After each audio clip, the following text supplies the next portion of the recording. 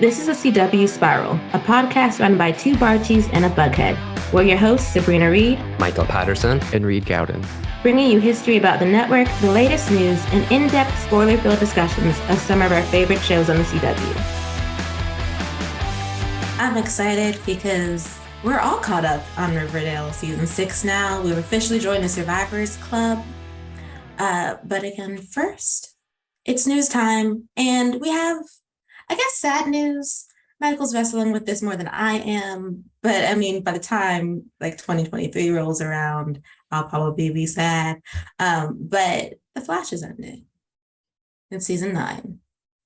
It's that announcement you knew was coming and you were ready for, but you didn't realize how unprepared you were until you hear it. The Michael of Earth CWS would be like, what is wrong with you right now? Why are you so emotional? But, the show has been with us for so long. It's hard to imagine a world without it. It did literally change the world as far as superhero content goes. It feels like it's inevitable. A lot of people would argue, Michael of Earth CWS would also argue that it should have probably ended 2 or 3 years ago. But that's just down to creative choices. It had to end sometime. And part of me wishes it had made season 10 because it got so close. And I'm not sure anything ever will again. But yeah, it's the end of an era. I think that's the best. It's so cliche to say, but I think that's the best way to put it. That the ending of The Flash is the end of an era. And not just because it ends The Flash, but because of the connotations that has for the potential end of the Arrowverse as well. You know what I like about this announcement? What? It's 13 episodes, which makes me very happy that could happen for Riverdale too. Fingers crossed. I mean, that's the silver lining for me. I'm sorry, Michael. I know it's your favorite show, but I mean, I guess 13 episodes sounds about right because there was rumored that Grant Gustin signed a contract that had him at a 15 episode cap. So giving them a nice uneven 13, which the CW has liked to do before previously, makes sense. And they start filming in September, so does Superman and Lois. So we will be getting behind the scenes footage. Perhaps that's when I'll start getting sad. I am still reeling from season 8 and all of its unholiness. But I think, Michael, you're right. It is the end of an era. I think, as far as the OG Arrowverse goes, seeing it go out like this is sad. You would have thought, had they not canceled Batwoman and Legends of Tomorrow, that we would have had one last hurrah with everybody. The way that it's been done feels like we're hobbling over the finish line. And for a universe that did change the landscape of television for the superhero genre, I don't know, I want to say it's offensive. And I am just going to say that it's offensive. I think as a fan, feelings are a little hurt in that regard. But I mean, we have to move forward. There is no choice in the matter. It's happening. Oh, without a doubt. But I think the thing that gets people the most is that if you look back at this time last year, Supergirl was still on, Legends of Tomorrow was still on, Batwoman was still on, and obviously The Flash was still on. And now, just in a year, even in less than a year, because Supergirl ended November, in less than a year, Supergirl's gone, Legends of Tomorrow and Batwoman were cancelled, and now The Flash is ending. And it just feels like, what happened to this universe? Did Thanos just snap it out of existence? Where did it go over this last 6 months, 7, 8 months? It feels like the end of an era, but the fact is it doesn't feel like an end we can celebrate. It almost feels like it's dying a slow, painful death, and we have to sit and watch it just be removed from existence. And that doesn't feel right, considering all the shared universes that followed. We know what the MCU is on the big screen, but it feels like the Arrowverse was that on the small screen. And just in the last couple of years and months, it feels like it's gotten murky, and we can't really talk about it because Superman and Lois pulled an I don't know her and just completely removed itself from the equation. So it feels like it's definitely the end of an era, but I wish it was one we could celebrate more. It just kind of feels like it's, as you said, crawling towards the finish line at this point. And adding salt to the wound of this network, they also lost the Vampire Diaries universe. So it's like this network that we've known for what, a decade now. It's like Arrowverse is gone, all the vampires left the building, we're just like starting over. We got the Walkerverse, and maybe that's all we need.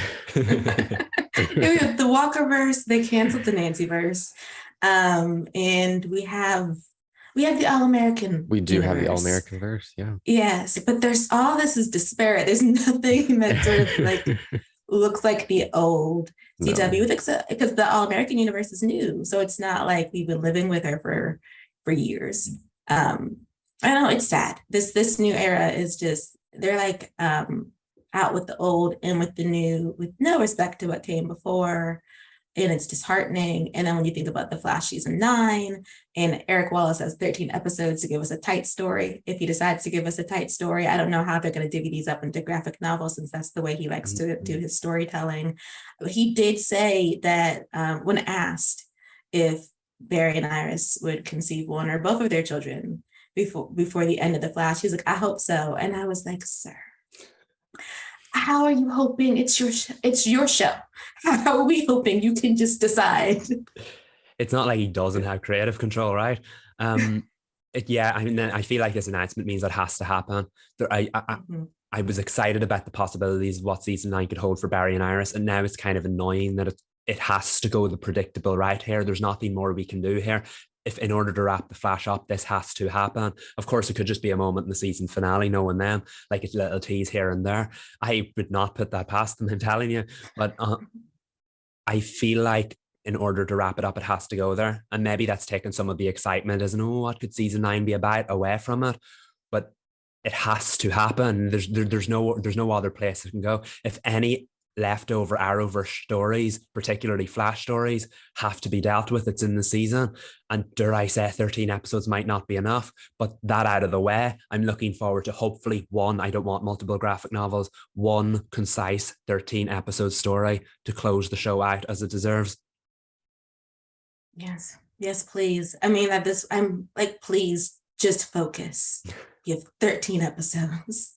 Let's just stay on the track, because they have so much to do anyway. I mean, we're not going to get into it because it end up being an entirely other podcast. But there's so much to do that I really do hope that they get into the writer's room, they break the story, and they're like, this is what's going to get done. That other stuff will seed in, that you don't have to have like a 5-episode arc for, and then they go off with a mighty finale that doesn't look like Power Rangers, and we say goodbye to the Flash. They just need a little focus. And I hope the announcement is what they've got. They have a great opportunity here now to wrap the story up.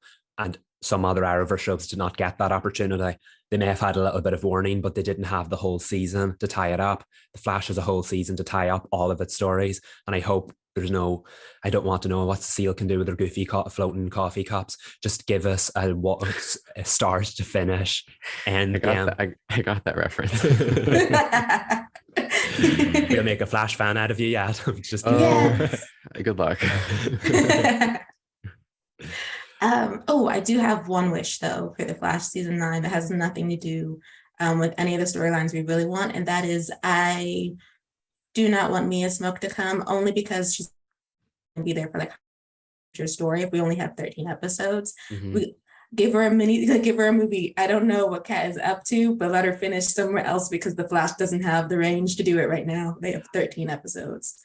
I know, I've seen someone had a brilliant idea, and it's unfortunate they don't have enough episodes. Someone online suggested that they do another 5-episode event, and each one of those episodes is with a particular Arrowverse character or group of characters from a story that never got wrapped up. So do one episode with the Legends, do one episode with Green Arrow and the Canaries, do one episode with Black Lightning or Painkiller or the Wonder Girls, one that never went ahead, to try and wrap up all the loose ends left over, because this is their last chance to do it. And it's a great idea in theory, but we don't have 22 episodes to play with here. The Flash needs to tie up its story, and it only has 13 episodes to do it. And we know how they can mess up a long season, and we don't want them to mess up a short season. So it needs to be Flash focused, as much as I would love to see some of the other stuff wrapped up. Yes. And just it's not a pivot away from the Flash, but it is an update about the writer's room. Because we do ask the question, like, do they have women in the writer's room? So we all did a little bit of research, and they have had women in the room from the beginning. But there was a YouTuber, Adora721 Lux, who pointed out Jess Carson, Jess has been a writer on The Flash since 2020. Edited a story editor on 20 episodes, a staff writer at 18, and has written 4 episodes. Those 4 are Pay the Piper, Growing Pains, Ray Deleuze, and Reckless. Growing Pains was the episode with Speed Force Nora when she moved in with Wes Fallon. And then Reckless was the episode where Iris went to Coast City. Yes. An interesting couple of seasons we've had, haven't we? I'm trying to remember. I think I remember all of the episodes. I remember Raya Deleuze. Yeah. Season 7 and 8 were interesting ones. They were, but only 2 of those episodes were actually had Iris in the A plot, I believe, because Ray Deleuze's Allegra's story. That was and the Pay one. the Piper is Pied Piper, is it not? Yes, I like that one. Yes. Okay. Yeah. It's easier to pick out episodes that Iris wasn't in the A story than it is to pick out episodes that she was. That's true. God, it's so sad. Every time we dig a little deeper into the Flash and you break it down, it's just like they messed up so bad with her character. Hopefully they do her justice in season 9. I really do want to see Iris do some investigating. We can hope. 13 episodes, get it right. Yes. Which, this is just to plug Riverdale again. As Reed has said, 13 episodes for Riverdale. That is what we would like. But so we might as well just move into like the Riverdale portion, because we have 3 episodes to get through that we're probably going to end up hopping all around anyway, because all of the story is connected. I will say my catch up was funny to me because I had seen the finale first and then watched it back. So now I understand why baby Anthony is grown in Riverdale. I remember watching it that night and I was like, this is the one reference Sabrina might not get right off the bat, but of course they had to throw big Anthony in there just to lead the viewer by the hand. So what did you think of the 2 episodes before the finale? I thought so. The Riverdale one with all the hopping through the multiverses, I thought that was fantastic. Tabitha and Jughead, I love them, but I also love when they're a part of figuring everything out. And so seeing like Cole Sprouse get to play the different Jugheads was fun. I really loved the Ethel moment at the end where she's just berating Jughead. And he's like, look, I had to call her. I had to save her. She's like, you are still in love with her and you messed it up. And I was like, oh, Riverdale Jug, it's okay. And I don't know if we necessarily needed to see the ancestors in colonial Riverdale, but I did like the twist that Percy's from Riverdale. See, I'm confused about that episode, and I've been waiting to talk about it because I didn't want to ask these questions, but I'm confused how there's 3 Jugheads. Like, why is there a bunker Jughead? And then why is there a Riverdale Jughead? And also, this is not related to that question, but it kind of is. Where did Ethel come from? I'm trying to cast my head back to Riverdale. And if I remember correctly, there was a Jughead narrator, but they needed a separate Jughead for the story. So they decided to have 2 versions of the character. I literally think it's as simple as that. I don't remember why Riverdale has 2 Jugheads. But they can be brought back to life in that universe. Am I right? Didn't Archie kill narrator Jughead and then he came back to life? Meanwhile, other Jughead had to write for all of eternity in the bunker, which is why he's going a bit insane when we finally catch up with him, because it wasn't all it was cracked up to be. And then that means now that real Jughead shows up, there are now 3 Jugheads. Crisis of Infinite Jugheads. Yes. I believe they actually used the term crisis once as well, and multiverse. Return to Riverdale was a great episode, and I remember me and Reed were so excited about it, and we couldn't wait for you to see it. I'm glad you feel the same way. I still don't know why Ethel was in it. Remember she had something to do with was it the 100th episode when they talked about the universes colliding and they were going to collapse in on one another? Was she either responsible for it or she was trying to stop it? I can't remember, but that's why she's still in it. I don't remember her being in this season before this. Oh, she was in, so she helped Riverdale Jug figure out what was going on. She had been working with Doyle. She'd been working with Mhm. Doyle, but he was like a evil villain. And I think she's the one who took him out before he could take Jug out. And then like in the science lab, they're both figuring out what's happening. And then so she explains to Jughead, based on, I guess, some of the information that he had already gathered, what happened. So like she's the one who saved Rivervale because she's the one who came up with the plan. And then she, at the end of that event, she and Jughead were both in the bunker. I believe at the end of that, they were both in the bunker, but she gets to leave and he does not. So I guess she came down in this episode to check on him and found out he had screwed everything up. I love that Ethel's just always around, even though we don't see her. She's just always there somewhere. Yeah. I wonder what She gets her Riverdale Ethel moment. is up to. Yes, I wonder what Riverdale Ethel is up to because I cannot remember the last time we saw her. I assume she's dead. Is she not dead? I have no idea. It's not the same Ethel? No, that's Rivervale Ethel. Oh, see, okay. Multiverse. Crisis of Infinite Ethels. I don't know. That's a Google for me then. I thought she had died. People die and come back all the time. So perhaps she's living her best life outside of the town. Which reminds me, I don't think this line was in the Riverdale episode, but in fact, I think it's in the finale. But when Veronica's sitting on the couch and she goes, "I should have never moved here my sophomore year." I was like, "Girl, you grown. You came back to town." I know. I was like, you chose to return to this place.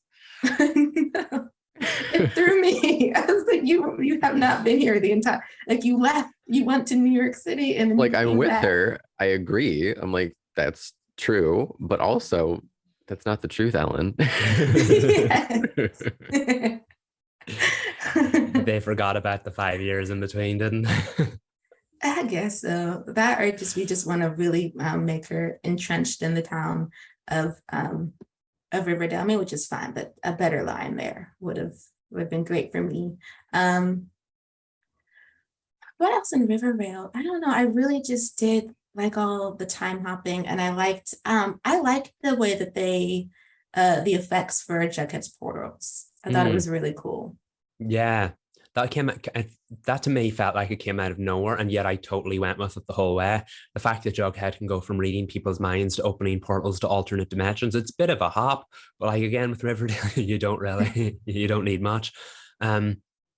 Yeah, it was nice. It was cool to be able to see him do that. And I feel like that they kind of went a long way to obviously Archie was the physical threat to Percival. Jughead was actually their secret weapon because he had all the like mental powers he could wield against Percival. And the fact that he didn't know about that one ultimately came back to bite him. So yeah, it was nice. It was nice to see Jughead get that because I feel like when the season started, he was the one who had lost his hearing, and everyone got superpowers, and Jughead got injured. So what was his superpower, and it ended up becoming probably the most powerful of them all. That's true. I mean, I guess we should have assumed that though, because if anyone is going to be elevated in a way, it's always Jughead on Riverdale. Not that I complain, but it is. Of course, he'd be among the most powerful, though not the most powerful out of the group. That designation belongs to Cheryl. Icon. That moment in the finale was Madeline just like killed it the whole episode. It was her episode. Mm-hmm. Oh, Our Scarlet Witch. Yes. I know. I've been dying to ask Michael what he thought about her Wanda moment. I was sitting watching it, and then I was like, hold on a minute, a witch all in red rising into the sky with power coming from her hands. I think, stop me if I've seen this one before. But no, I have to say, this isn't Marvel. I'm not expecting that level of effects. I don't expect like dark holes and crowns. But what I did love about it was that Cheryl got her moment, and I was totally on board. I feel like it was a full circle moment for Cheryl, because if you go back to season 1, the Blossoms were kind of treated like these rich outcasts in that they were there in the town, but everyone like shunned them. And even her friends were always careful and cautious of what Cheryl thought. They would try to exclude her from things and keep her out of it. So I think to me, that was probably the most poignant thing about the finale, was that they all needed her. They all came to Cheryl, and Cheryl was the one that ultimately saved the day. I would have liked if the finale sat with that a bit more, because Cheryl was going all Scarlet Witch with like 2 minutes left, so there was no time for aftermath. But what a moment that was. I know people are dragging it online because they're like, CW does Marvel, and obviously the effects don't compare. But seeing Cheryl get to have her Scarlet Witch moment, iconic, and I'm glad it was her out of all of them. I mean, it works for me. I'm not a Marvel fan, we know this, but it was clearly a reference. Like, there's no way around that that wasn't a reference to Wanda. Like, it had to have been. And like, I don't think it was a ripoff. I think they're just honoring that character. Like, they have their own redhead witch that's morally ambiguous. But I didn't think the effects were that bad. I mean, No. I mean, it's Riverdale. I mean, that's not what we're here for. So I thought it was good anyway. Same. Why would you expect a Marvel budget on a CW show? There's really I don't think there's any reason to drag it. It was really nice. Mm-hmm. If you're going to drag anything, it was that last minute song. Not that they didn't sound nice on the track, especially Lily. Lily always kills it when they give her something.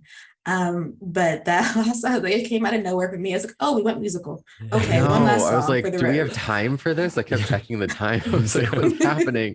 And I wasn't on board with it until it got to Cheryl, and Madeline just like brought it home with her performance and like the tears in her eyes and everything. I was like, okay, now I'm in it. Because before I was like, this doesn't, why are we doing this? Yeah. And I meant to look up what the song was and I didn't. So apologies to everybody, but it was a really weird decision.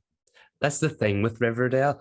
When they started doing musical episodes, everyone's like, why does it need to do this? Because it had so many musical performances before. But if you look back to the show's more grounded years, it was always Archie with a guitar in front of a microphone, or he was rehearsing in one of the schoolrooms, classrooms. But now that we've gone past the musical era and we've had our musical episodes, they're doing musical scenes in non-musical episodes, and that kind of stuck out for me. I was like, whoa, if they had them on stage in front of a microphone, totally would have bought it. But it was a very bizarre moment, especially when there was only like 5-6 minutes left of the episode. And Betty and Archie were in bed. It was so awkward when they got to Betty and Archie. And I was like, oh, okay. Everyone else is having these nice, sweet, like family moments. I mean, no shade. Do what you need to do. But like the world is ending in 4 seconds. It was funny. Like, I was like, oh, okay. And then like the fact that like Betty has to sit there and then sing to Archie it was a really long time. I know. He was just sitting there like stroking her hair and like relaxing. I was like, does KJ have any lines in the song? And then it came, but he's like 2 lines and it's just Lily again. No, he harmonized one singular time. And I was like, oh, well, I wonder if that was awkward for KJ and Lily. How many takes did we have to do? Because she's literally just laying on him, like serenading him, as everyone, like you said, Reed, has nice family moments and are fully clothed. They gotta just gather around the table. Yeah, I mean, it works. It was just like, oh, okay, so that's what they're up to now. Yeah. But speaking of Barchie, of course, there's the Barchie engagement, which I screamed about. I believe in like one of our chats, I was like, I don't think Betty's gonna say yes. I don't think she's in a place to say yes, but I hope that she proposes to him. And then I got it all in one episode. You did. Yeah. I mean, technically we weren't wrong. I had a feeling when they did the proposal scene and showed it in the trailer that it was going to be a no, but it was a pleasant surprise that they turned it around and then had it be a yes before the end of the episode. And regardless of whether you're Barchie, Bughead, whatever, I do really like the fact that they turned it into a story about what Betty wanted. And I'm so tired of Betty and her darkness. So it was really refreshing that by the end of the season, they had Betty choose the light. And if that's Archie for her, I'm on board with that. That's a character moment for me. But no, there's a character moment in general. It was just, it signified a lot of growth. And I'm not sure we had an awful lot of moments in the season leading up to that, because poor Betty was haunted by her darkness right from the get-go. But it paid off in the end. It was nice to see that. And it was nice that Archie is that light for her in that like endless darkness that Riverdale provides her. Also nice to see Drake again, even if it wasn't how we were hoping. But all in all, it paid off.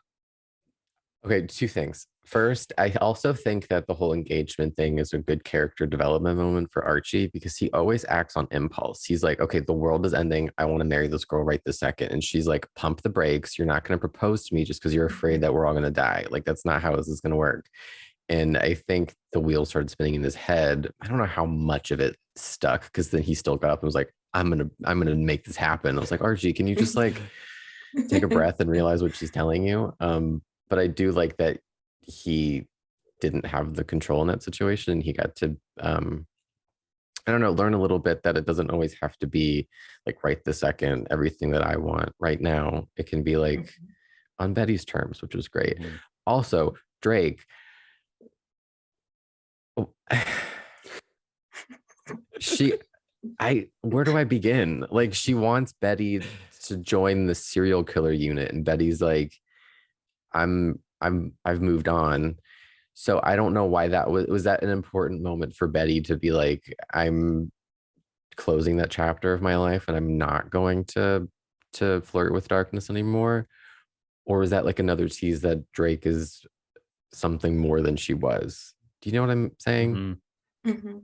I Mhm. think I am hoping, because they've been final seasoned, that if Jake was supposed to be somehow tied to TBK in some fashion, being a serial killer herself, that we have deaded that and we just sent her onto the serial killer unit and we've just closed off that storyline. It won't be expanded, even if they had plans to expand it.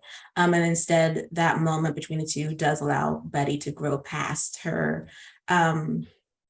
what's the word I'm looking for? Her tendency to go towards darkness, because darkness somehow ends up being easier for her than choosing to be in the light. And so in this case, she chose happiness. But I guess with the pressure of I only have so long to live, like why would you be like, yes, I'll join the serial killer unit? Like why would you keep making the same decisions? So it Mhm. was nice that she pivoted away from what she would usually do. Like she's not gonna run, she's gonna stand here and decide her future, whether that's with Archie or it's not. And she chose it for it to be with Archie, but she still also could have just stayed in town to be with everybody, even if she hadn't said, will you marry me? But Betty hadn't even been doing her job for like a while. So how is she getting like a promotion? Like, she just stopped working, right? Yeah, well, Yeah. she's Betty Cooper. I just which is good. And I guess the greasing the wheels of knowing somebody, I would assume that Drake pulled some strings. Well, I'm hoping that that was Drake's last scene and we were all reading too far into her character, because I can't, it wouldn't feel right in my spirit for TBK to be mentioned in the final season. Like, we don't Mhm. need that in a third season. Right.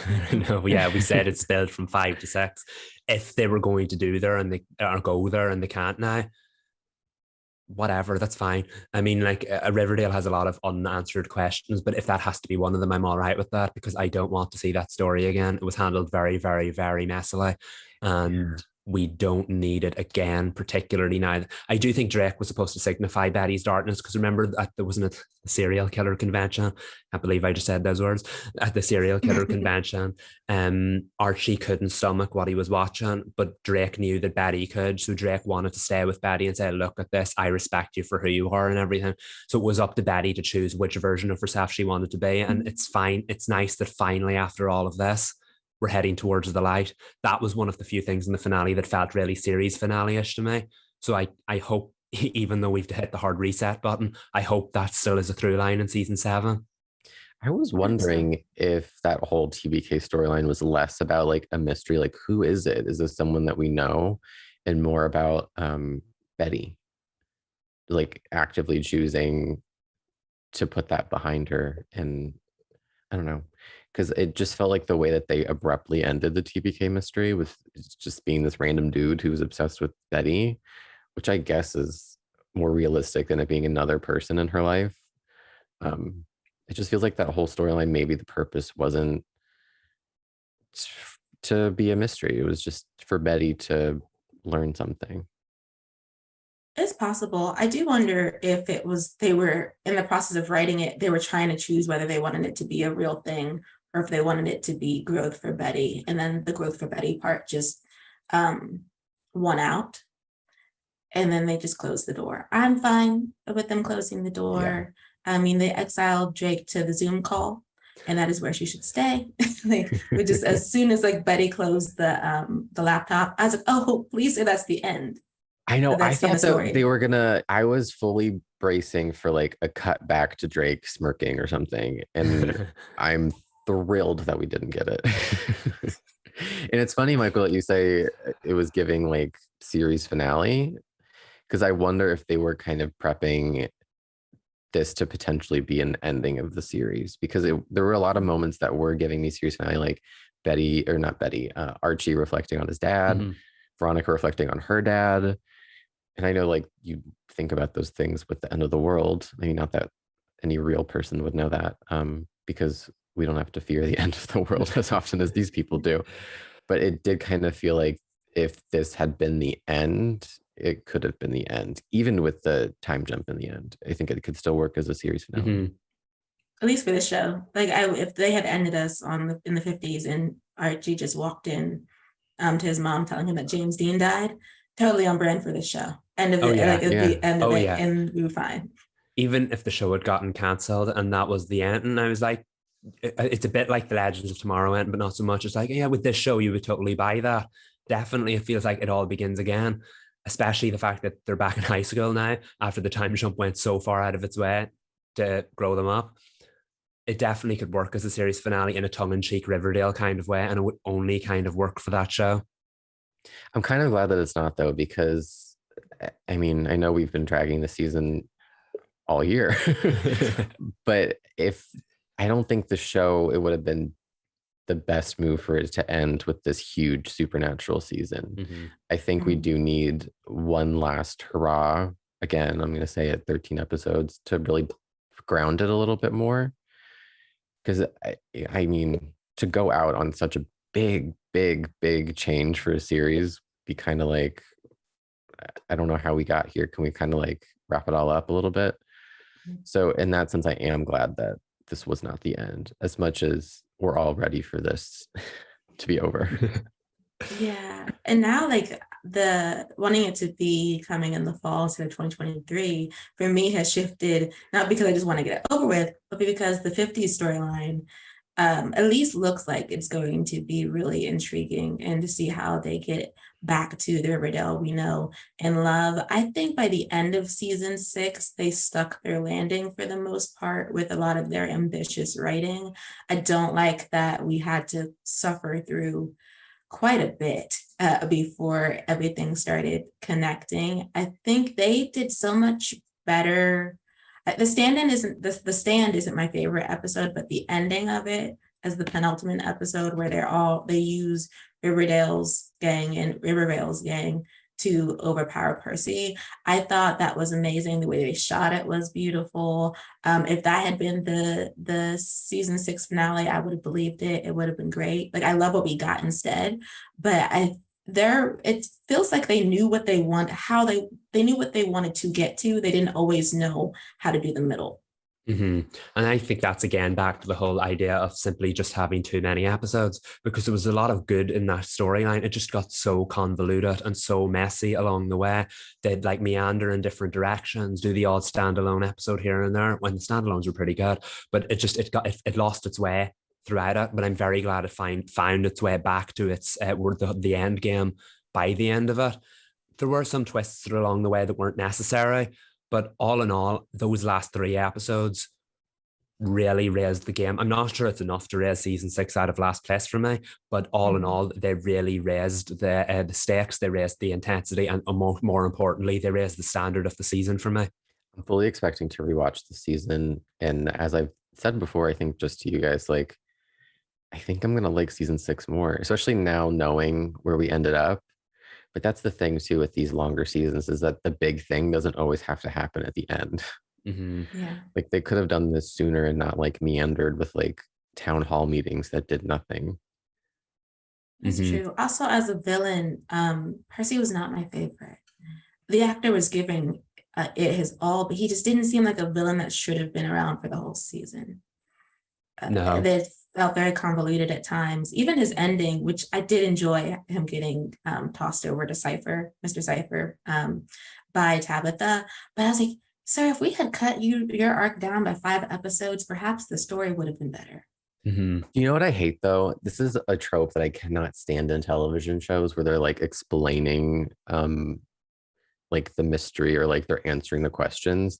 And there's at one point when Alice is doing her interview with Percival where she asks a loaded question and he goes, "Not yet, all will be revealed in time." And I'm like, that's the line in any show that as soon as I hear it, I want to throw something against the wall. It drives me insane.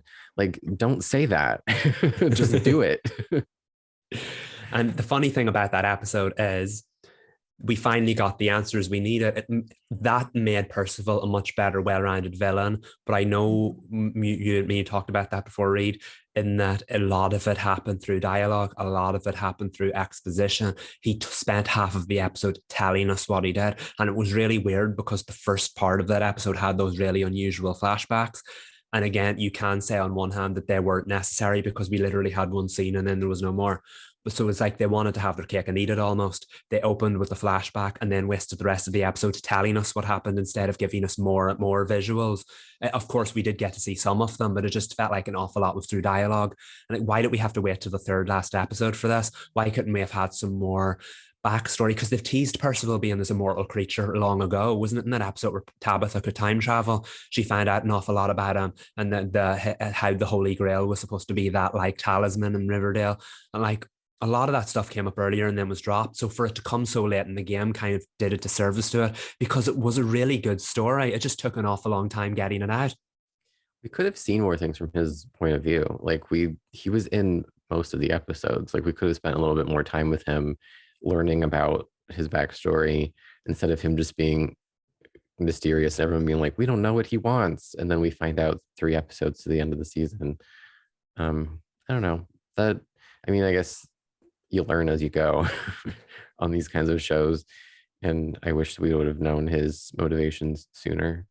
But yeah, I feel the same, especially because the motivation seems to, some of the plot would shift to fit what they needed to do next. So like I feel like we waited so long to hear about his story because we needed the twist that he's actually from Riverdale. But you could have seeded his story before us finding out that he's from Riverdale well throughout the season, since we already knew he was old.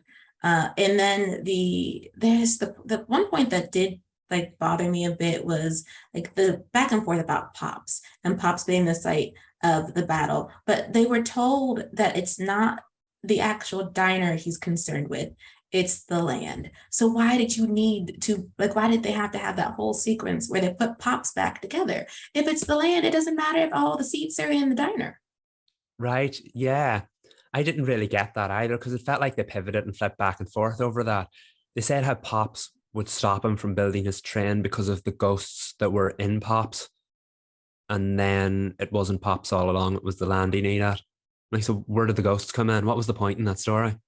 It definitely felt like they flipped back and forth over that. See, when they were explaining all this, I was like, oh, okay, I'm with you. And now that we're talking about it, I'm like, maybe I wasn't as maybe it didn't make as much sense as I thought. I think they just were trying different ways to get to their end game. And then they would cut off lines that didn't work. So the ghosts even appear in the stand as well, but they do nothing but stand there. Mm-hmm. And then we don't return to them. Like we have no last moments with these ghosts by the end of season 6. I'm pretty sure they're just there when Jughead's having his great last stand. And then we don't see them. They're gone. I think a lot of the issues, again, to go back to it, was the fact that we didn't get to see things from Percival's perspective. So the only time they could actually use their villain, it was for we're going to beat Percival, cut to Percival, I know what they're planning, insert evil laugh here. And literally it was the same rinse and repeat over and over again. Percival came across like a very cartoon villain, and I love cartoons. I don't mean that in that sense. He came across like a very one-dimensional villain, even though he had that wealth of backstory under him. So I feel the fact that they left it right to the end to tell us that hindered the season a great deal, because when there were stories about how the ghosts were going to stop his train, why was he building the train, you never really understood why he was doing it until the third last episode. And even now, knowing, I'm sure watching it back, maybe you'll be able to put the pieces together. This show was written for television on a weekly basis. So if the first watch of it doesn't make sense, if the first watch of it reduces your villain to a cardboard cutout, mission failed, if you know what I mean. Mm-hmm. And my question now is, how much of what we watched will actually matter in season 7 when they get back to the current timeline? Like, we know that no one has powers besides Cheryl now. Did hers go away when she defeated the comet? Like, what's going to happen once they all kind of snap out of their 50s days? Mm-hmm. That's my question going into the final season. It's it's interesting that only Jughead knows what happened. I mean, of course, only Jughead knows what happened. I mean, that he's always our through line into the next part. But I do wonder how they're going to shape the story around him trying to get everybody to realize what's going on, unless he doesn't want to. I assume he's going to focus on Tabitha, one, because he's in love with her, but two, because she was cryokinetic. And since Roberto did say everyone's going to have an understanding of some kind of their emotional connections, even if they don't know why those connections exist, that those two would sort of be our beginning of how we get back as they try to bring everyone onto their side. But it's really up in the air right now. I mean, we're crying about James Dean. So I wonder if we're gonna get like a moment, like once the couple start to get back together, like if we're gonna get like if Betty and Archie kiss, and when they kiss, they're gonna get like a flash of a memory of like the present, and they're gonna be like, well, what was that? Or if because you're right, he did say something about like they're gonna have like those emotional, they're gonna know but not know, and they'll have like that emotional memory maybe. So that's what I'm kind of thinking, but I don't know if it'll be that easy. And what's I'm sure also it'll be much more complicated knowing the show. without a doubt, especially if they've more episodes to play with. I am not manifesting that, by the way. But the thing that's interesting about Jughead being the one to remember is they're back in high school.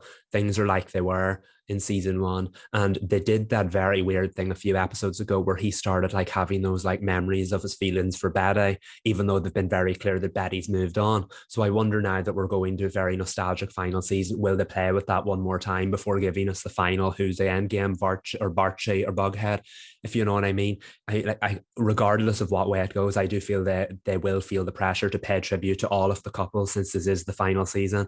I think they'll feel pressure to pay tribute to a lot of the previous show since this is the final season. And I am going to brag, I did call it that the final shot of season 6 would be Archie putting back on his Letterman jacket with his old classic hairstyle, and that's exactly what we've got. I didn't call it. I didn't call the time jump, but I did call that. This show is all about nostalgia, and it has one last chance to dive deep into that pool of nostalgia more so than it ever has, and I think that will be beautiful. I just hope it pays tribute to all of the show that came before, and by all of the show that came before I mostly mean season 1, because this is a chance to end how it started, and I would really like to see something more in the vein of season 1 as we go on. Wait, I have a question, because one of the things that I really want to know is why Betty was crying when Archie looked across and saw her in her window. But she had her ponytail, right? Yeah, she did. I think, yeah. So we got one season of Bob Betty. Yeah. Oh, Lily, I'm sorry. The headaches are back. Unless it's a wig, unless they go with the wig, right? Oh no, I'm hoping it's just like a ponytail and they put extensions in the back. Yeah, that makes sense.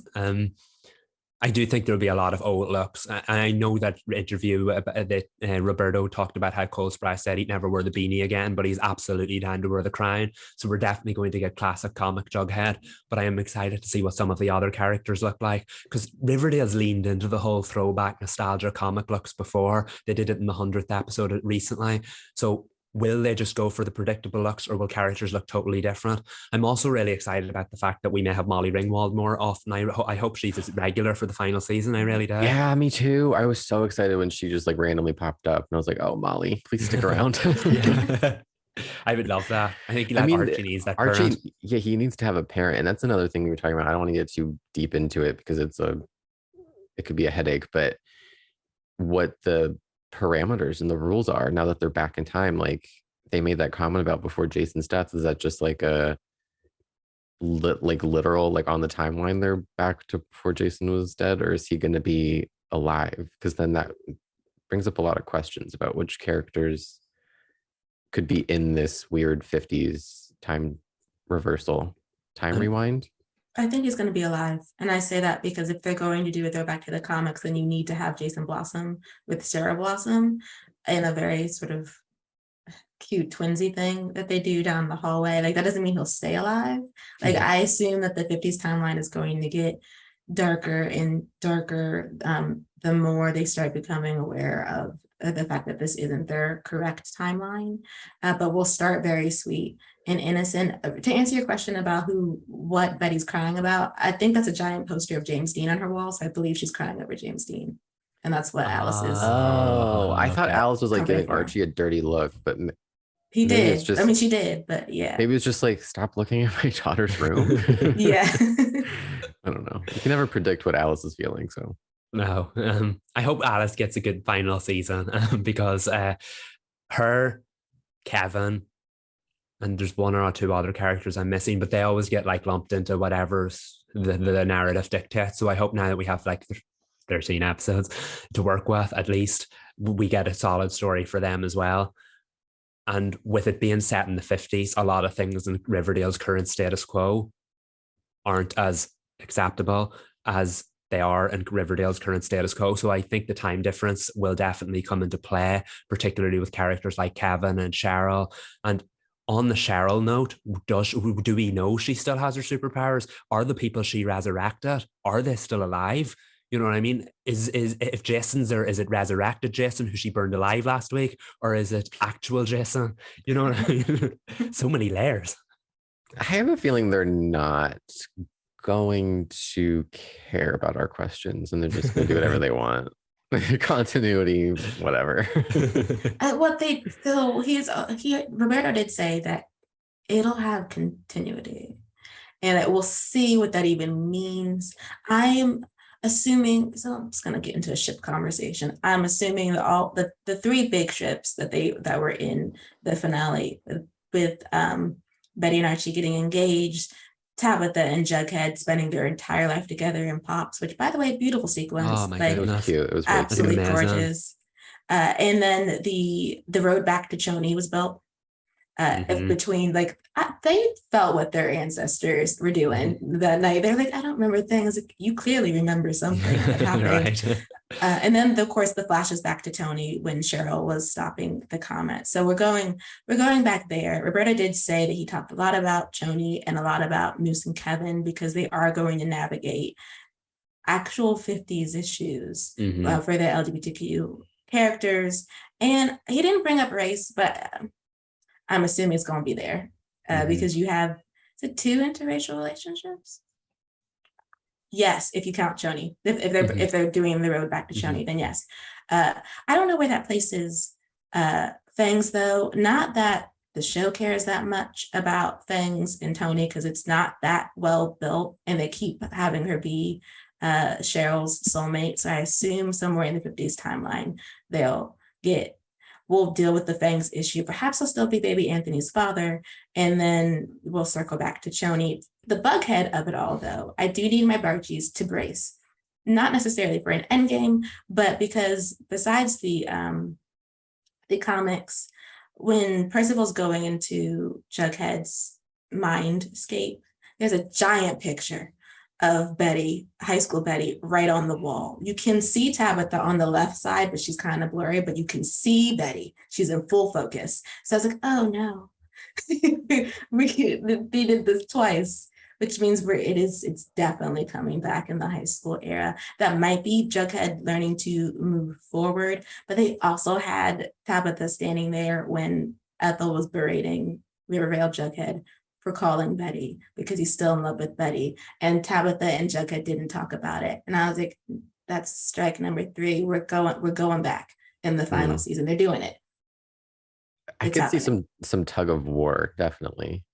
Yes. But it has to be Barchie, right? Because they're like engaged. And wasn't it always in like when he was imagining his life? Wasn't it always Betty? Didn't he have like a memory of his wedding or something? Or like he saw his wedding? Was it Betty? That was Veronica. Oh, that's why the Barchies were upset about his line in the Riverdale event where he said, my dad would be so happy to know that I'm marrying you, Betty. And they were like, your dad was in the dream with you when you were marrying Veronica, but now all of a sudden it was Betty. And I was like, that was season 1 though. And they like to move away from things, but I think we're in some capacity going back to Bughead, even if it's just a little bit, or if it's just Jughead dealing with his own feelings.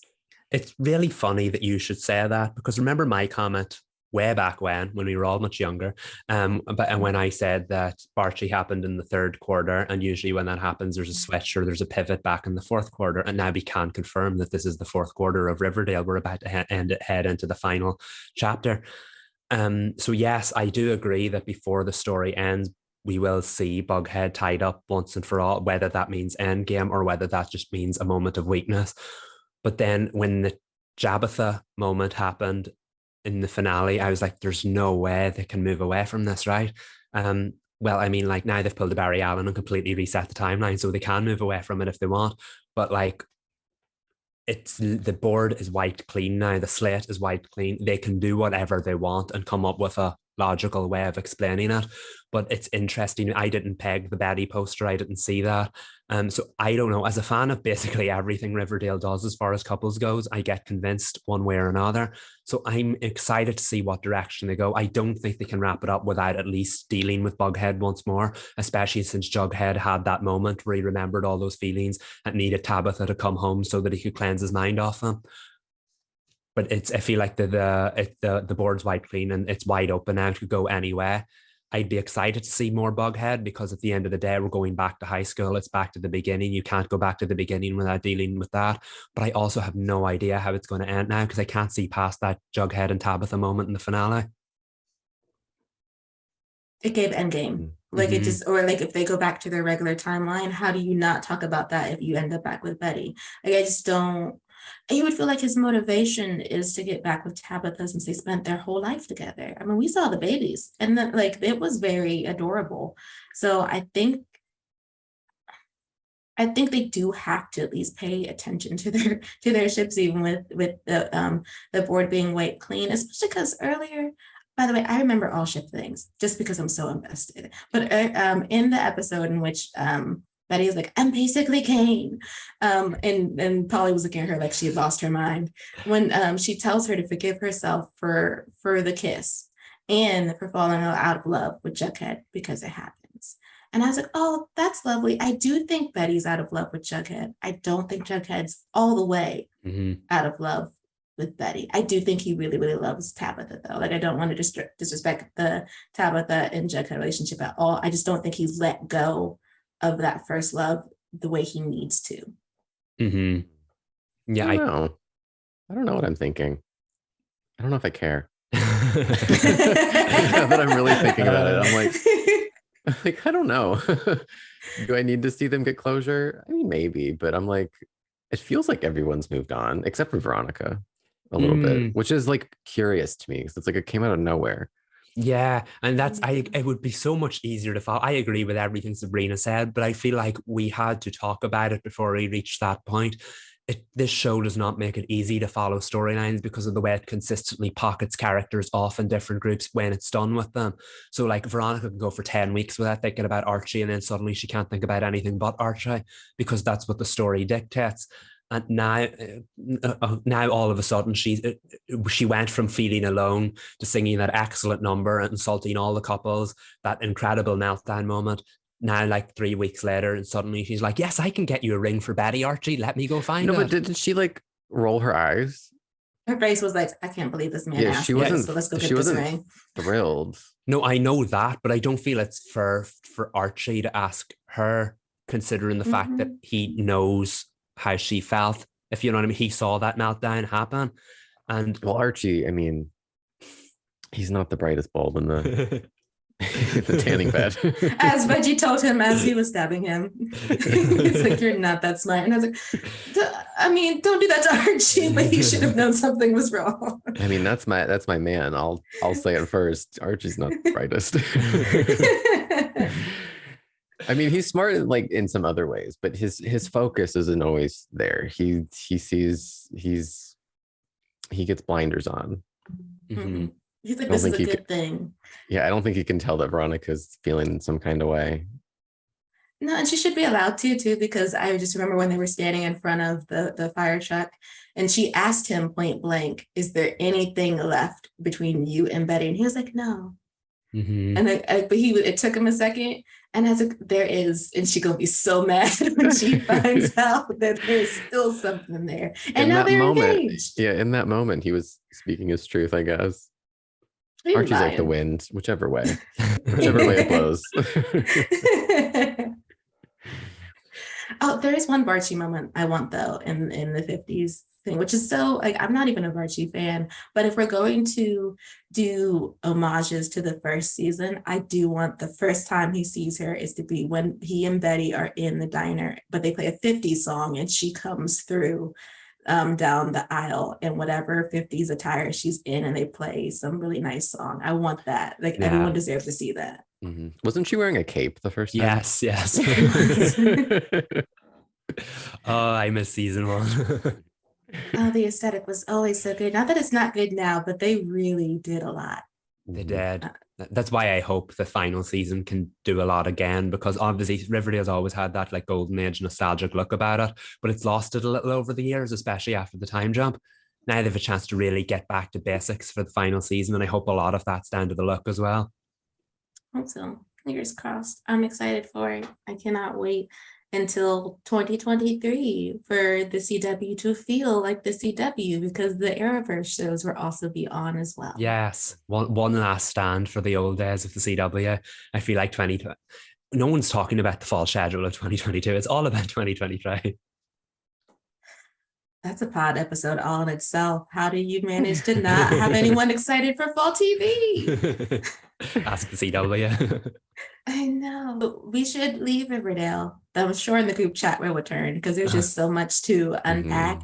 But now we must make our way to Horseshoe Bay for episode 3. I believe that's episode 3. And it's my favorite so far. It was a really good episode. It was really good. And it has to do with its structure. Like, they were genius at giving us a mystery in the forefront, and then having that mystery give us the answers for what happened with Nick. That was just really, really, really, really, really, really good. I love it so much. Yeah, it definitely paid tribute to the whole Nancy Drew element of the show, because this show is very like Riverdale in that it's aesthetically different to what you would expect a Nancy Drew show to be, just like Riverdale was aesthetically different to what you would expect an Archie comic show to be. But this episode was so Nancy Drew, and that it had an incredibly complex mystery that kind of felt like it came out of nowhere, and yet it wasn't just like a saga of the week. It really gave answers to the overarching story as far as Nick goes, and what his motivations were, and whether he did kill her or not. And it was really nice to see like that, how it developed his relationship with Mrs. Hudson, and that it wasn't what you thought. And Nancy also had her own stakes in it as well, because you were like, is she going to turn on him? Would she turn on him? And we also now knows Nancy. I said that after 3 episodes, and you knew she wouldn't do that, but it was an interesting through line for the episode. I really liked this episode, and I have to say just the aesthetic as well, with like the storm, just the ghost showing up in the claw. This feels like where the supernatural territories really started, and if this is what it's like, I'm really excited to see it going forward. I know the one shot, I think it's for the end, not to jump too far ahead, but when her dad's walking up the stairs and he feels the water on his sleeve, and he looks up and we see the ghost spirit girl from the ring, whatever she is, and then when he looks up and she's not there, I love those moments of the show. And just the score of this show, the music is really good. It reminds me of Once Upon a Time a little bit, so it's got that like I don't want to say spooky, because Once Upon a Time wasn't spooky, but it has that like, it's kind of chilling and like fantasy, and it just works so well with this show. And it was really complicated getting those answers about Nick and what happened, and them all kind of like dealing with like, how do we feel about this? I wasn't even sure. I was like, this is really weird. Let me sit with this for a second. Like, he didn't mean it. So I was like, whew, it's a lot. It was a lot to process. But I liked Nancy's reaction a lot. I did too. I think the way that they seeded each answer made you become more like soft. Like if you were someone who was like, I don't trust Nick, each step allows for a softening towards him, to see how much he was just failed, but also his guilt, because like you're talking about a situation in which he was protecting a friend because she was being harassed, and it went too far. It went past what he had meant it to be, and someone died. And so like, how do you even, because you're not going to regret helping your friend, but you are going to regret if someone lost their life. I would the guilt that you have to go through, then the anger over what Tiffany did, because she hadn't even seen everything. She didn't know what happened. She can only tell you what she saw from I guess she was from the street. And from her perspective, she just saw a boy get tossed from was it 2 stories? Mm-hmm. So that is just, I don't know. I felt for Nick. And Yeah. I felt for everybody trying to wrestle with that themselves. And then how bad Nancy felt about it. By the way, they're the sweetest. I'm really going to miss Nick and Nancy when they pivot to Nace. And I say that because I'm really endeared. Mm-hmm. Then he's a lot like her.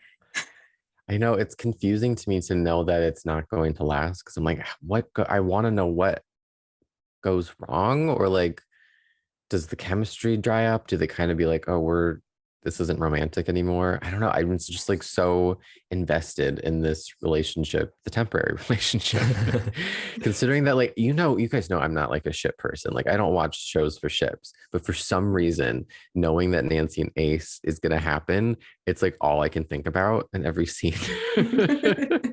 So when Ace texts Nancy for help and Nick kind of has like a jealous moment, I was like, 3 episodes in, we're jealous. And like, I didn't know Ace was a threat yet. Right, yeah. And we did say last week that were they planning it from the start all along, or is this one of those situations where you see how popular something is with the fans, so you try to test it out? But no, that moment felt very, very like it was building towards that long game, because Nick was kind of jealous. He had that moment where he's like, no, it's not okay that you leave, but obviously go, kind of reaction. And the fact that like Ace reached out to Nancy of all people, and like again just highlighting how wonderful or adorable a character Ace is, that he didn't want to embarrass Bess, so he reached out to Nancy so that she could do it on his behalf. It was a really, really moving moment, and I do think that'll play into it, because it feels like of all the characters, Ace was one of the easiest ones to get attached to, even though he still has that secret. We don't know about that yet, but he was one of the easier ones to get attached to, and I do think that'll, like, this moment will really compliment him, because it feels like it's really building towards a nice friendship between him and Bess, and I can't wait to see how that develops as well. Same. I will say I'm actually not attached to Ace yet. Really? Like, I am really deep in the trenches for Nancy, of course, and Nick. I'm also really warming up to George. I like Ace and Bess's friendship. Like, I'm invested to see how that blossoms, because it seems very sweet. But Nick and Nancy are my favorites. And I don't know if I am coming into this with some knowledge about Nancy Drew, not necessarily, not the show, but the how Nick and Nancy actually are canon in the books and the games. And so it's I'm like, oh, but I want them. I've always liked them in the games, because you would call Nick and he would give her some advice, or like, but I will say, I wonder if they're seeding things, because there are games where you call Nick and George is always there. And I'm like, girl, isn't that Nancy's boyfriend? Girl, why are you always there? So perhaps they were doing stuff like that. I think I might like Nace. Yeah, I think I might like Nace when it happens, but I'm gonna be a little hurt. I'm not gonna lie. I think that's a sign of a good show, because you're attached to Nick and Nancy already. Yeah, I like them a lot. It's gonna be tough to watch it fall apart, question mark, if it does fall apart.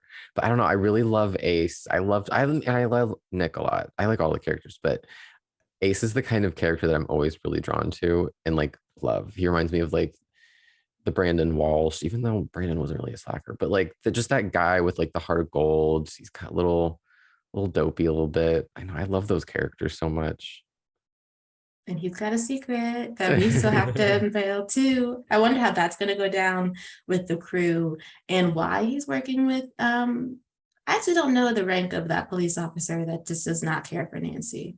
But he, like, those two are paired for some reason. I'm like, Ace, what happened? Because I know he got something on you. Mm-hmm. So what did you do? What was done to you? Who are you covering for somebody? Like, that's the Ace mystery that I'm interested in.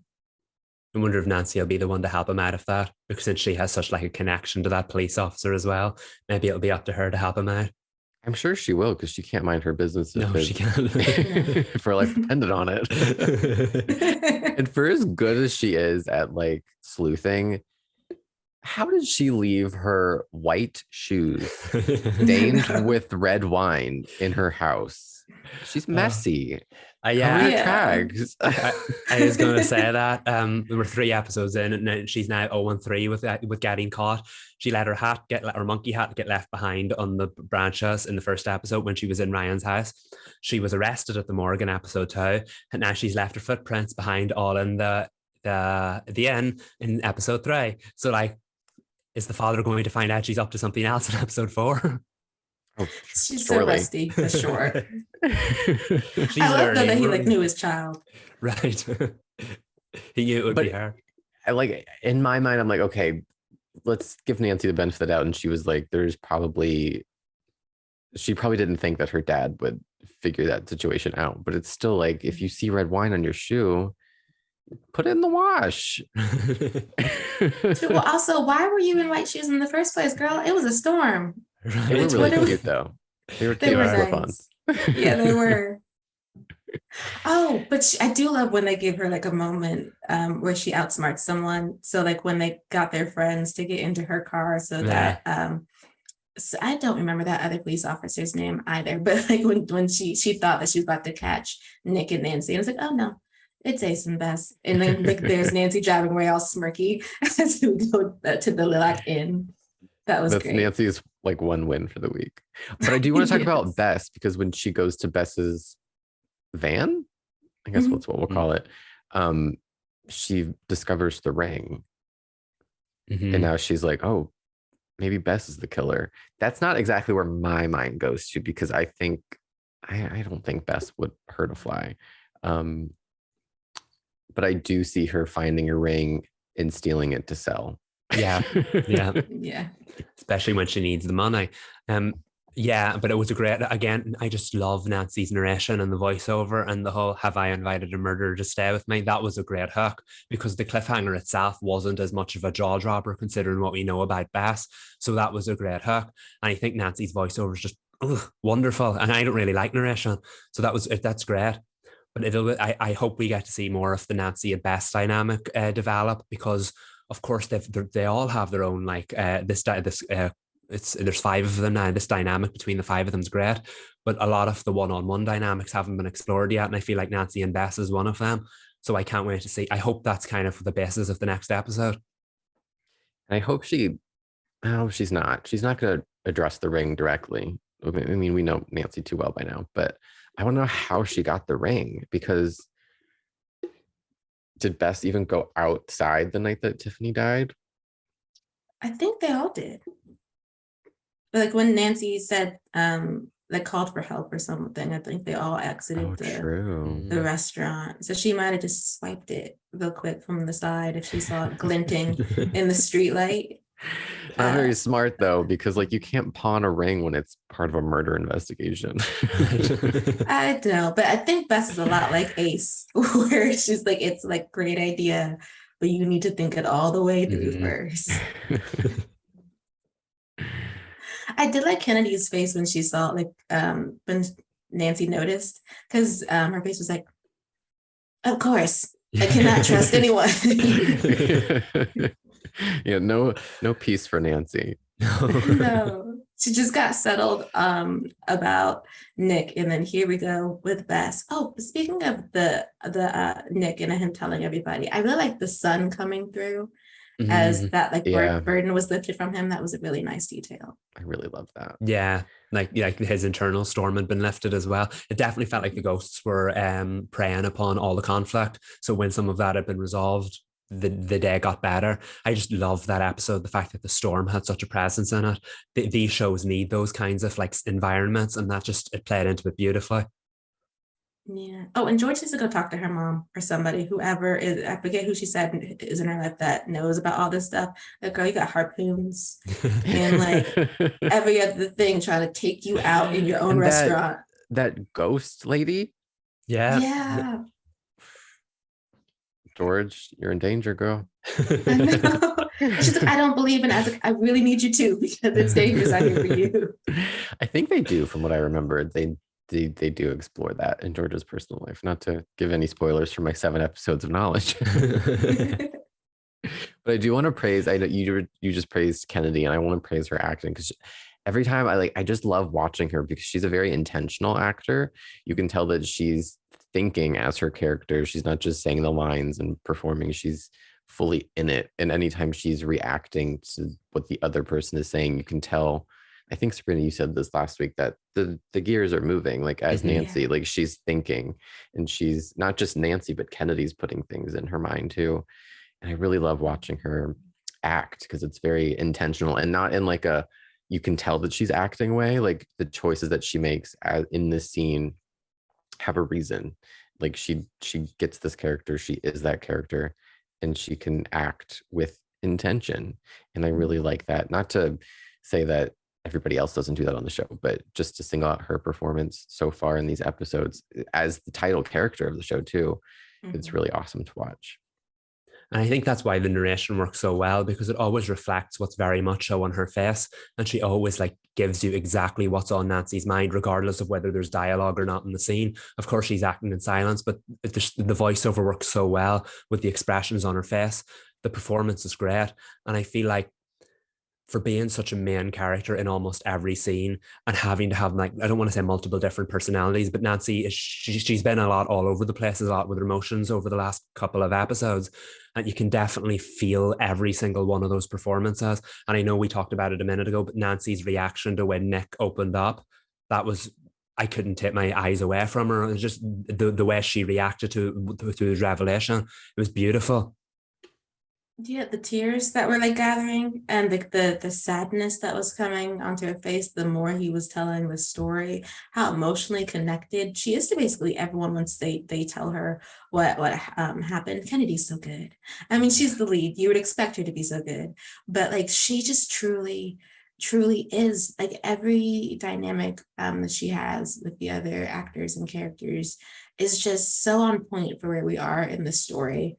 And we're only 3 episodes in, and the way that this cast works, it really feels like we're immersed in this story much faster than you typically get in television. Usually there's a few characters or dynamics that work, and other ones, we're filling it out until about the mid-season, if not the end of the season. But with this show, I just feel like we're in her shoe bay. I feel like I'm peering into their lives, and it's really, really great. I love all the different personalities, how they clash, how they mesh, and that there's clearly a lot of story that we need to get to, and we're not going to rush through it, but we're also not going to take a snail's pace either. Yeah, they've paced it so wisely, where there's no like clunky, like, oh, we need to have one-on-ones with these characters and make it feel awkward so they can become friends. It's like they're all just like immediately immersed in their world together, and there's no other option than to be together and to do this and do it together. And I think that's really smart, even 3 episodes in, to feel like the world is built. We're not world building, we're in the world. Yeah. And I think as far as pacing goes, that's why I'm enjoying the show so much. The first episode very much prioritized the Lucy and the Tiffany stories as though they were villain of the week or like episode of the week kind of story. And then in episode 2, it kind of like wrapped that up in a way that it's not finished, but it's dealt with for now. And then in this 3rd episode, of course, the Tiffany stuff was still at the forefront of it, but you still had the Lucy stuff in the background looming over it. And it's becoming increasingly clear that it's not just going to be wrapped up in 1 episode or 5 episodes. They're doing a great job of stretching this out and yet still telling the story at the same time. The pacing has been incredible, and I can't wait to see how it plays out, but I'm also really enjoying the journey of watching it play out. I'm not getting impatient with the way they're doing it, if that makes sense. As we wrap up the Nancy segment, I think Sabrina will appreciate this reference. A certain show that's a reboot that just premiered should maybe take a little notes from Nancy. Pretty Little Liars. Yes, I mean, not to get into like Pretty Little Liars original sin, I don't like it. Like it just kind of like my review says that. I think I called it YA thriller by numbers, because it's just the pacing is not great. I mean, I don't love comparing shows because every show is on their own journey, but like we're 3 episodes into both shows, and I'm like, here's an example of how you pace a show, and here's an example of where maybe we don't need to be taking our time. And they have a quartet too. Mm-hmm. Oh, is it a quintet? They're a quintet. Yeah. And we still same amount of main players, better pacing on the CW one, and they have less time to tell their story. This is true. This is true. But Pretty Little Liars Original Sin is on HBO Max. If you have not watched it and you would like to see what this spinoff is, you can definitely do that and perhaps enjoy it. The internet is loving it. Me, Crystal, and Aisha at Fans at Entertainment are just like, we're here. We'll be here to the end of the season. But we're not here with Glee.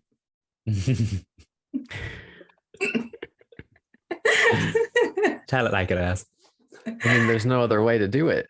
Right. Exactly. Which, we might as well just segue into like the roast section then, because we're recording this before the Tom Swift finale, so you're not going to get a review until our next podcast, you guys.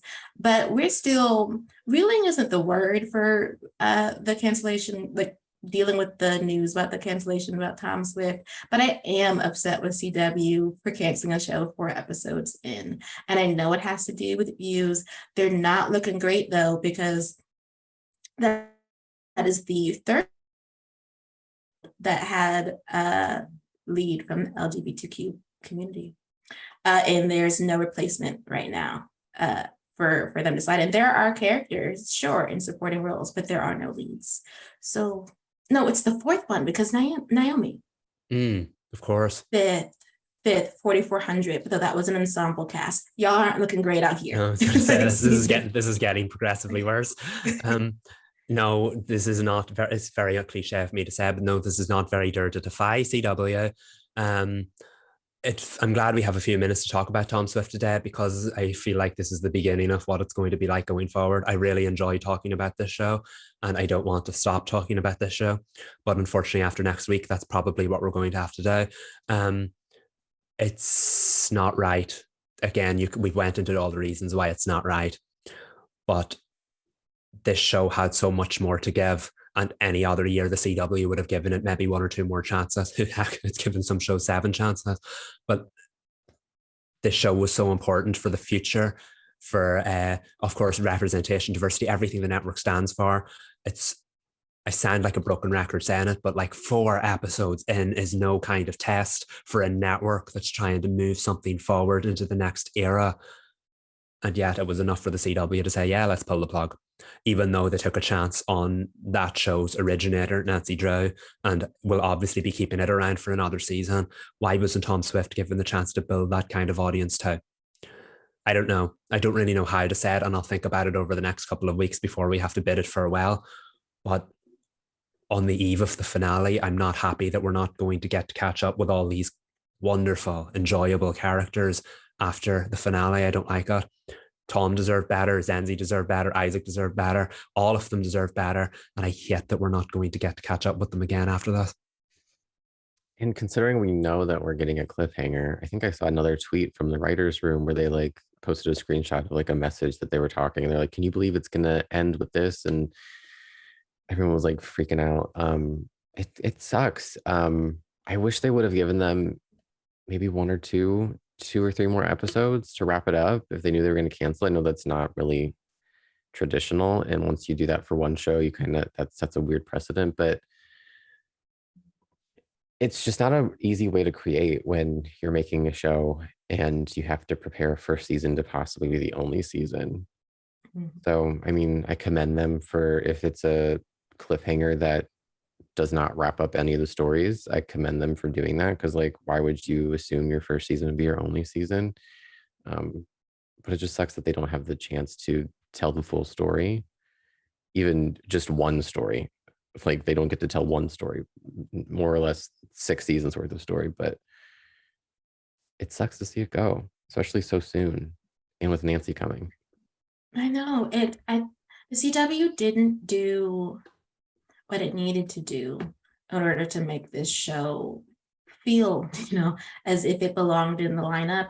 I mean, putting it behind Superman and Lois wasn't a great idea. And then running reruns of Superman and Lois ahead of it after they finaled, and went on their hiatus. And like Reed, you'd said it like what, 3 different pods now. Should have been with Dynasty, or should have been held until Nancy was coming back. Which I guess they did not do that because Nancy's coming in 2023. But the decision to put Tom Swift as a May 31st release, I remember that came out of nowhere. I think it was like a month ahead of when it was going to drop, and it blindsided everybody because everyone thought that it was going to be paired with its parent show because that makes the most sense. But we were here for it, and then it just never picked up the audience that it should have because it just was not in a slot that you think it would be in. And then of course when you cancel a show 4 episodes in and it has 10 episodes, they're like, oh, the numbers are not hot. It's like, well, yeah, it's canceled now. But as soon as someone hears something's canceled, regardless of how good the fans of it are, how much they enjoy it, they're not tuning in for what? Especially when you find out it has a cliffhanger. Why deal with the hurt if you weren't even watching to begin with? Yep. It just takes the wind out of your sails because like we had this episode, this show's been on for what, 9 episodes, and half of that we had all this excitement about, yay, what's the show going to do? Can't wait to see what happens next. And then the other half of that, we've literally been talking about it retroactively like it's already over. Like, would it have killed them to wait until the end of the series to cancel it if they were going to, or at least give it another chance, obviously, is what the outcome we were hoping for. It just, a show had 4 weeks of life before it was killed. Like no show should have only 4 weeks of life unless it's a 4-part miniseries. It deserved better than that. And I feel like if we have to sum up the CW in 2022 in a sentence, we could literally just say it deserved better than that about every single one of its properties. And I hate that we have to add Tom Swift to the pile.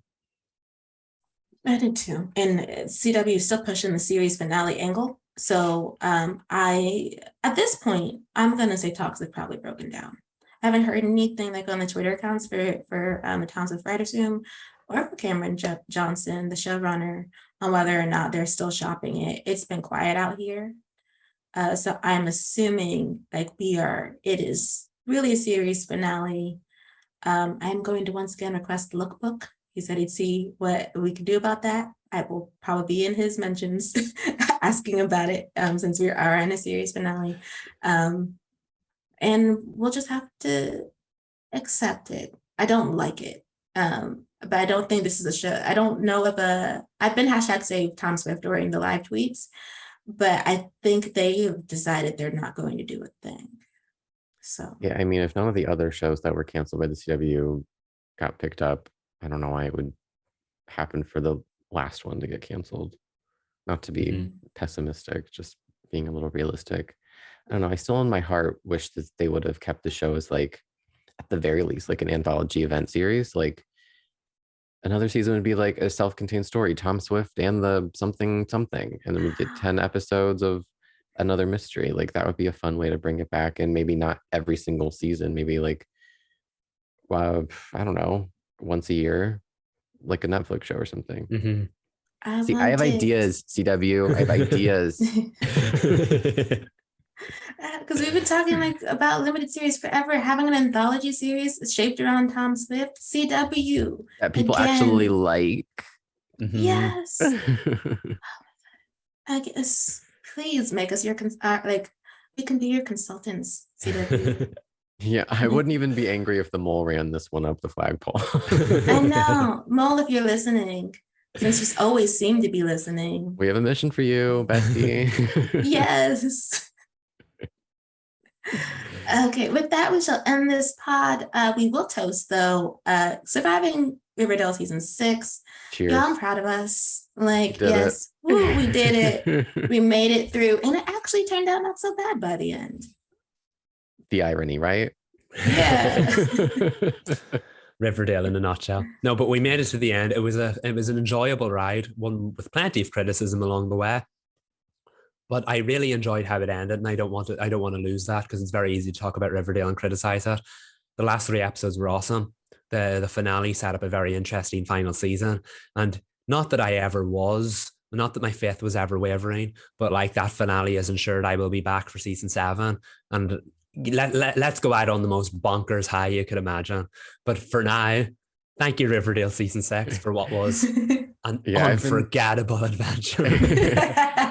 I've been saying since like season 3 that like I'm with the show to the bitter end. Like there was nothing they could have done. Like if I was here this long, they would have had me till season 9.